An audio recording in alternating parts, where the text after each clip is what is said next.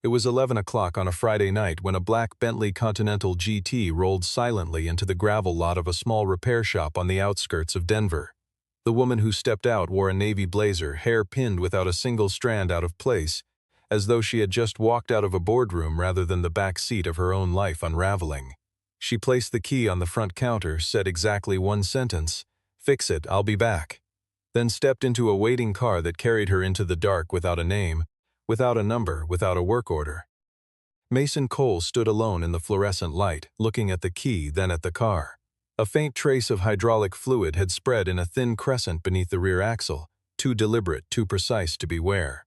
In 15 years of reading broken machines, he had learned to tell the difference between what fails and what is made to fail. The woman was Giselle Hartman, the car was going to kill her, and someone had planned it for a very long time. Mason Cole was 38 years old and preferred it when people did not ask him questions. His shop, Cole's Auto, sat at the end of a county road between a tire distributor and a shuttered diner, the kind of place that made customers assume the work would be slow and the bill would be negotiated in cash. They were wrong on both counts. The interior of the shop was surgically clean. Tools hung in order of use along the left wall, wrenches graduated by size like a set of arguments arranged from least to most serious. Folded on the corner of his work table, face down, was a credential frame he had stopped looking at years ago. Beside it, a coffee mug that had gone cold at 7 in the evening. He had not noticed. When the Bentley rolled in, Mason did not move toward it with urgency. He wiped his hands, walked to the car, and circled it once the way a man circles something he already suspects. The exterior was immaculate. Not a stone chip, not a scuff along the rocker panels. Whoever owned this car had it detailed regularly, drove it carefully, and expected it to perform without question. He crouched at the rear and held his flashlight at a low angle to the undercarriage. The crescent of fluid he had spotted from across the lot was exactly where he thought it would be. He touched it with the tip of one finger. Hydraulic brake fluid, fresh, lighter than oil, with that faint chemical smell that most people confuse for engine coolant. He stood up and opened the hood. He worked for 3 hours without stopping, moving through the car in a sequence that was not the sequence of a mechanic fixing a problem but the sequence of an investigator reading a scene. He checked the obvious things first, then the less obvious, then the things that required a different kind of attention entirely. The kind that came from having spent a decade reconstructing the causes of accidents that turned out not to be accidents. By the time he reached the rear brake circuit, he had already found nothing wrong with the engine, the transmission fluid, the cooling system, or the electrical harness. The car was in excellent mechanical condition everywhere except one place. The rear brake line had been scored, not cut, scored. A single groove, drawn along the underside of the line with an instrument thin enough to leave no visible disturbance to the protective sleeve. The groove ran at a precise angle, calculated to weaken the wall of the line without severing it immediately, so that under normal driving pressure it would hold, through a garage, through a parking lot, through city streets, and then fail completely at highway speed, when the pedal would sink to the floor and return nothing. Mason photographed it from 4 angles with his phone, then set the phone down on the hood and stood still for a moment, looking at the ceiling of the garage. He had seen this method before, not in a textbook, in a case file. He continued checking the rest of the vehicle with the same methodical patience, not because he expected to find more damage, but because leaving any part unexamined was a habit he had spent years training himself against. It was in the trunk behind the left rear quarter-panel trim that he found the second thing, a small compartment, not factory, installed by someone who knew what they were doing, held a USB drive and a sealed envelope. The handwriting on the envelope was precise, slightly rushed, the kind of writing produced by someone who was calm enough to form letters clearly but moving fast enough not to press firmly. 4 words, "If I don't return, Logan Burke." Mason stared at the envelope for a long time. Then he put it and the USB drive in his breast pocket, walked to the far end of the workbench and pulled out his personal phone. Logan Burke. He had not spoken that name aloud in 4 years. Earlier that same day, on the 32nd floor of a glass tower in downtown Denver, Giselle Hartman had been sitting at the head of a conference table listening to a presentation she already knew was wrong. The Hartman Automotive Group was valued at $2.3 billion. Her father had built it from a regional parts distributor into one of the largest independent automotive holding companies in the Mountain West. And when he died 18 months ago of a stroke at his desk, the board had watched Giselle walk into that same office with the kind of skepticism that does not bother to hide itself.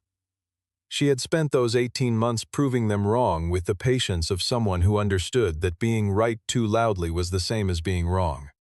What she had not anticipated was Adrian Voss. The chief financial officer was 51 years old, silver-haired, and wore the particular smile of a man who had decided long ago that the rules were written by people less intelligent than himself. He had worked for her father for 9 years. He had given the eulogy at the funeral. And for the past 4 months, he had been systematically dismantling her ability to run her own company. Rerouting financial approvals through committees she did not chair, copying her out of correspondence she should have originated, and quietly building a coalition on the board of directors that had enough votes to call a vote of no confidence in 9 days. Giselle knew all of this. She had been documenting it at 2 in the morning, alone, using a temporary account she had created under the credentials of a former IT contractor who had left the company 6 months earlier. What she had not known until that afternoon on the highway was that someone had also moved on the car. She had been driving back from a site visit when the brake pedal gave slightly, not failed, not bottomed, just gave a centimeter more travel than it should have, a softness that would have been invisible to most drivers. Giselle was not most drivers. Her father had taught her to drive in a parking lot in Albuquerque when she was 12 years old, and the first thing he told her was that a car always tells you what it is going to do before it does it. She had exited the highway at the next ramp, pulled onto a surface street, and searched the map on her phone for the nearest independent repair shop. Not a dealership, not a chain, nothing with a corporate parent that could be leaned on. Cole's Auto appeared 3 miles east. She drove there slowly, in the right lane, below 40 miles an hour. She had prepared the envelope and the USB drive 2 weeks earlier, the same night she had extracted the financial files, because she understood by then that the situation had moved past internal politics into something that did not have a clean name in company policy manuals. The name she had written on the envelope was one she had found in a case summary buried in a database of National Transportation Safety Board investigations from 4 years prior. A senior forensic engineer who had flagged a pattern of deliberate mechanical interference in high-profile automotive incidents before the investigation had been quietly closed and the engineer had resigned. She had filed the name away without knowing why. On the night she sealed the envelope, she understood why. She had not been certain the shop was his. She had not been certain of anything, but Cole's Auto was 3 miles from the highway, unaffiliated with anyone she knew, and the name on the business license matched. It was the only choice she had made in 2 weeks that existed entirely outside the reach of Adrian Voss. Mason called Logan Burke at 7:15 the following morning and said 4 words before Logan could speak. "I have something yours." There was a pause. Then Logan said, "Where are you?" He arrived at the shop 40 minutes later in a gray pickup with a cracked side mirror, looking more or less the same as Mason remembered. Broad through the shoulders, careful with his eyes, the kind of man who listened to what you said in the same way he watched an intersection before crossing it. Logan was 41 and had been a homicide detective with the Denver Police Department for a decade before leaving to work private investigations, which paid better and required less paperwork. He and Mason had met during a case 7 years ago in which a crashed delivery truck had turned out not to have crashed. They had stayed in contact, off and on, until they hadn't. Mason laid out the photographs on the workbench without preamble. Logan looked at them for a long time, tilting 2 of them toward the light. He did not ask what he was looking at. He said, "This was done on purpose." Mason said it had been done with a precision tool, probably a carbide-tipped scribe, by someone who understood brake hydraulics well enough to calibrate the failure point to a specific mileage range under highway load conditions. Logan looked up. Mason said, 80 to 120 miles at speed. It would have looked like a brake failure. Could have been anything, seal wear, thermal fatigue, Logan said, but it wasn't. Mason said no. He told Logan about the envelope and the USB drive. He told him the name written on the front. Logan was quiet for a moment in a way that suggested he was recalculating something. Then he said, "She left your name as a contact because you used to work NTSB." It was not a question. Mason confirmed it. He had spent 11 years as a senior forensic engineer with the National Transportation Safety Board before resigning 4 years ago after a case investigation had been blocked from above. A series of incidents involving vehicles registered to holding companies that, as Mason had eventually documented, shared a common financial parent. The documentation had gone nowhere. The investigation had been closed for procedural reasons that Mason did not believe were procedural.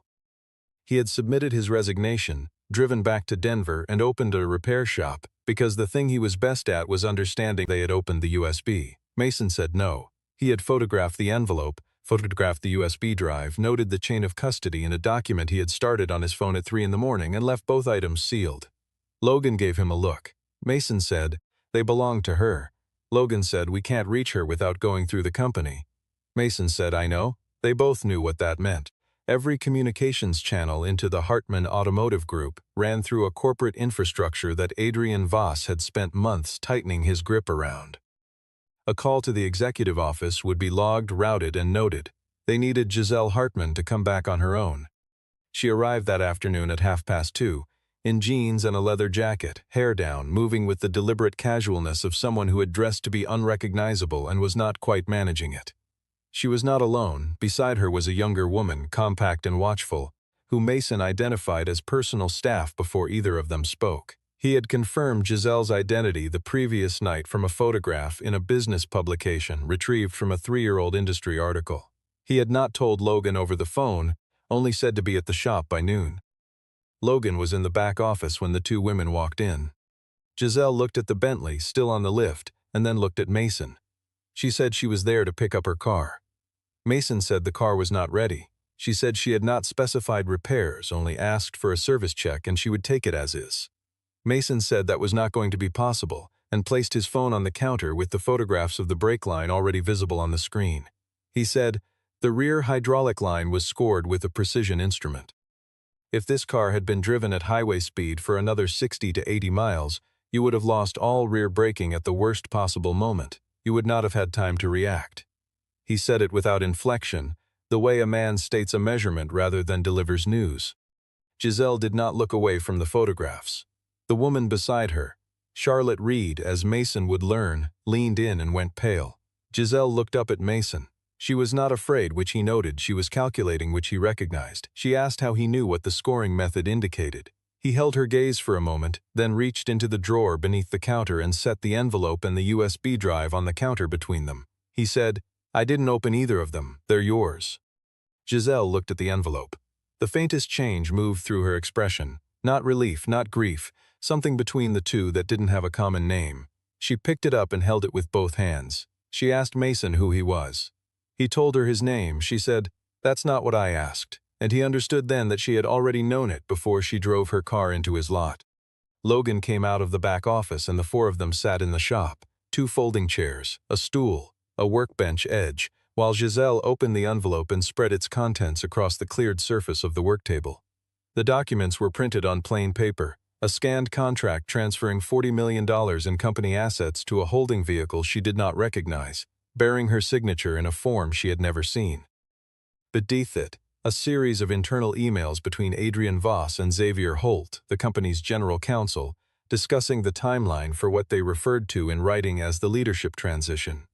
A phrase used with the confidence of people who believe no one will ever read what they have written. The USB drive held the extracted accounting files, balance sheets, wire transfer records, vendor payment approvals, each one a fragment of a pattern that assembled correctly, showed a systematic and long-running misappropriation of company funds routed through shell entities that Giselle had not known existed. Logan looked at the wire transfer records for a long time. He said the numbers were consistent with what was needed to fund a hostile acquisition. Not a hostile acquisition of a competitor, but of the company itself.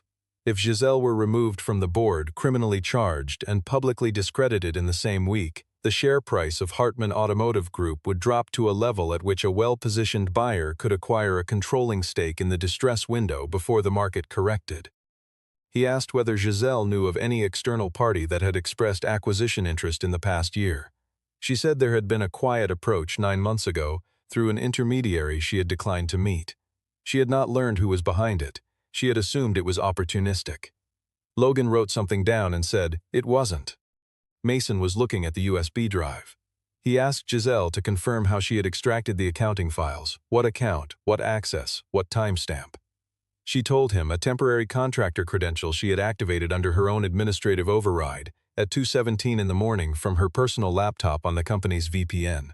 Mason set the USB drive down carefully and said, "That chain of custody won't hold in court.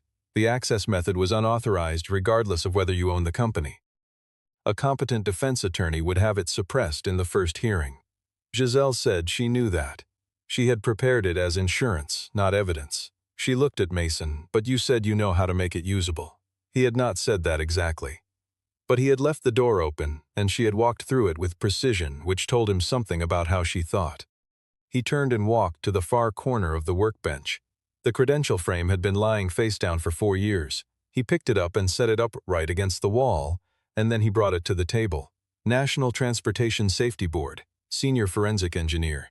The certification was still valid. He had renewed it every 2 years out of a habit he had not been willing to examine. He said, a forensic examination of the vehicle itself conducted under federal evidentiary standards with photographic documentation, third-party verification, and a signed chain of custody beginning from the moment the car entered this lot, that's admissible. That's a foundation. He put the frame down. The financial records are secondary. What I can give you is the physical evidence. The rest depends on what Logan can file and with whom. Logan was already on his phone.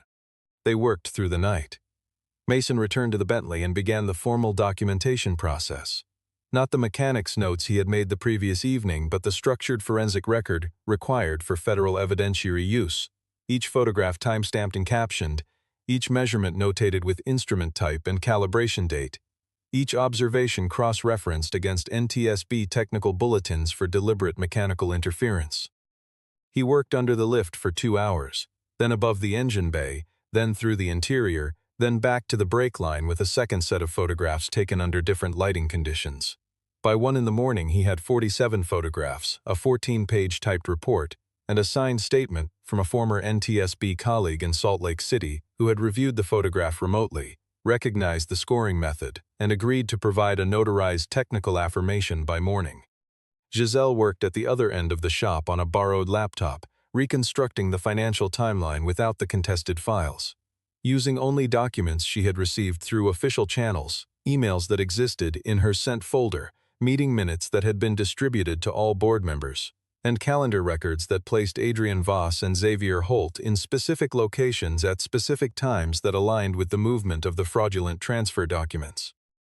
Charlotte, who had been asked to turn off her phone after Mason noticed she had received 3 calls from a number tagged as company IT support after 9 in the evening, sat beside her and worked from memory, listing every internal communication she had handled or observed in the past 60 days. At some point after midnight, when Charlotte had been sent to rest on the back office couch and Logan had stepped outside to make calls, Mason poured 2 cups of coffee and set one near Giselle's elbow without saying anything. She picked it up without looking at him.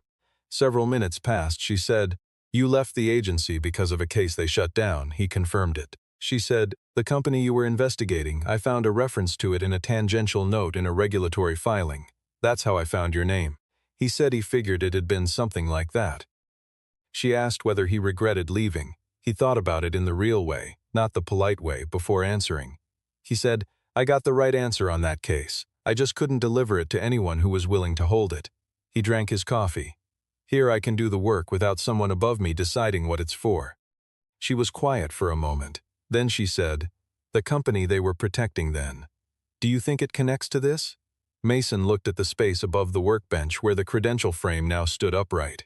He said he had been wondering that since 1 in the morning the previous night.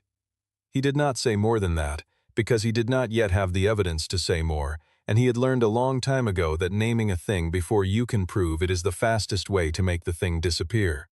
Logan came back inside at 2:45 and said he had spoken to a contact at the FBI field office in Denver. Not a formal approach, not a filed complaint, a conversation. The contact had told him that a flag already existed on Adrian Voss's name in connection with a securities inquiry that had been opened 6 weeks ago and stalled for lack of a primary complainant. Logan's call had not been the first thread. It had been the one that made the pattern visible. His contact had asked for documentation. Logan said they had documentation. His contact said bring it in the morning. The night after Logan left, Charlotte discovered the tracking application on her phone, a corporate monitoring tool pushed to her device through the company's mobile device management system, which she had not disabled when she stopped using her company-issued handset. She notified Mason at 6 in the morning. He looked at the log and calculated the approximate window during which their location had been actively transmitted. Giselle's jaw tightened when she heard this, but she did not panic. She asked how much time they had. Mason said, "Enough if we move now." He said it calmly because it was true, and because the only useful thing about the kind of pressure that had just increased was that it clarified what mattered and what did not. Xavier Holt arrived at Cole's Auto at 8:47 that morning. He came with two men Mason did not recognize, both wearing the particular kind of casual clothing that is chosen to avoid looking like uniforms and achieves the opposite effect. Xavier was tall and wore round glasses and spoke in the measured cadences of a man who had spent 30 years understanding that language was a form of force. He said there was a company matter requiring Giselle's presence at the executive office. He said it with the courtesy of a person who believes the person being spoken to has no options. He looked at Mason once, briefly, the way a person looks at furniture that has been rearranged. Mason set down the wrench he was holding. He wiped his hands on a shop rag. He walked to the center of the garage floor and said, in the same tone he used to explain what was wrong with a carburetor, "You're standing in my place of business. I completed a forensic examination of the vehicle on this lift at 6:45 this morning. The report was sent to the FBI field office at Denver at 6:50. A copy was filed with the NTSB regional office as a notification of suspected deliberate mechanical interference under federal statute." He looked at Xavier without raising his voice. "The physical evidence is logged, photographed, signed, and in 3 different hands that aren't mine. You're welcome to stay, but I'd think carefully about why you came." Xavier looked at him for a long time. Then he looked at Giselle. Then he looked at Charlotte. He said to no one in particular, "This is a private matter." Mason said, "It stopped being private when someone put a score mark in a brake line." Xavier adjusted his glasses. The 2 men behind him shifted weight. And then Xavier Holt, general counsel of the Hartman Automotive Group, turned and walked back out through the bay door with the 2 men behind him, and got into a car and drove away without another word. Giselle looked at Mason. She asked, "Did you actually send it at 6:50? He picked the wrench back up and returned to the workbench. "Yes," he said. The board of directors of the Hartman Automotive Group convened in an emergency session 48 hours later in a room on the 32nd floor of the tower downtown. The session had been called by Adrian Voss, who had managed in less than 24 hours to collect enough board signatures to accelerate the vote of no confidence to an emergency timeline, citing concerns about executive stability and fiduciary responsibility. 6 of the 11 board members had already received private briefings from Adrian and Xavier in the days prior. The brokerage of those votes had been conducted with the polished efficiency of people who had been planning the timing for a long time. Giselle walked into the room alone. Charlotte was in the building but not in the room. Mason and Logan were in the lobby below, Logan with a phone that was receiving updates from the FBI contact every 15 minutes. Giselle set a laptop on the conference table, sat down, and waited while the remaining board members filed in. Adrian arrived last, unhurried, and took his seat at the far end of the table. He had the ease of a man who believes the outcome of a meeting has already been arranged. The session opened with formalities that no one in the room cared about. Adrian then presented his materials. The forged transfer contract, printed and bound, distributed to each board member on cream-colored paper with the company's watermark. He walked through the alleged timeline of the transfers in the language of careful concern, the language of a man reluctantly protecting an institution from someone he had once trusted. 2 board members nodded. One asked a clarifying question. The air in the room had the specific quality of something that has been rehearsed. When Adrian finished, he looked at Giselle and offered her the floor with the gesture of a person extending a courtesy they know will not change anything. Giselle opened her laptop. She said she had 3 things to show them and she would not take long. The first was a 14-page forensic report, produced under federal evidentiary standards, documenting deliberate mechanical interference with the brake hydraulics of her personal vehicle, a vehicle last serviced at a company-authorized dealership 11 days prior. The report bore the signature of a credentialed NTSB-affiliated forensic engineer and had been filed with the FBI field office at Denver. She displayed the filing confirmation on the screen. Several board members shifted in their chairs. The second item was a series of internal emails between Adrian Voss and Xavier Holt, authenticated by their original server metadata, discussing the timeline and mechanism of what they had called the leadership transition. She displayed 3 exchanges on the screen, each dated, each attributable by IP address and login credential to the senders. She did not read them aloud. She let the board read them in silence. The room became very quiet in the way rooms become quiet when the people in them are reassessing something they thought they understood.